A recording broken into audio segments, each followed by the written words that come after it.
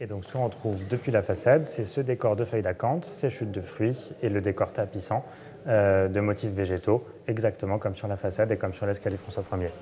Parmi les 343 pièces de mobilier que compte la collection du château de Blois, aucun n'est d'époque royale directement.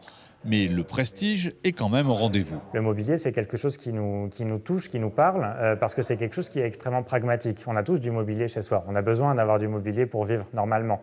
Et bien en fait, on propose aux visiteurs de regarder quelle était cette chose nécessaire, très simple, très basique, qui servait à la Renaissance et qui était peut-être un peu moins simple, un peu moins basique que ce qu'on peut avoir chez soi. Enfin, bon, après, ça dépend. Mais l'idée, c'est de montrer des pièces exceptionnelles, mais qui ont un usage et qui donc sont à la fois extrêmement quotidiens et qui ont été extrêmement importants à tel point qu'ils ont traversé le temps, ils ont traversé 5 siècles pour nous parvenir aujourd'hui. Connu pour son architecture, le château de Blois raconte, à travers cette exposition de meubles anciens, un art de vivre à plusieurs dimensions. Quand on construit des châteaux et quand on cherche à meubler ces châteaux, on s'inspire de sources qui sont en fait en général les mêmes, et notamment l'Antiquité. Il y a des éléments qui se retrouvent en particulier, les feuilles d'acanthe, les rinceaux, qui sont donc des ornements végétaux. Et à Blois, en fait, on retrouve notamment ces feuilles d'acanthe, on retrouve ces rinceaux sur la base de l'escalier François Ier, sur la façade du château de François Ier, mais aussi dans les décors à l'intérieur. En tout cas, on les retrouve aussi sur le mobilier.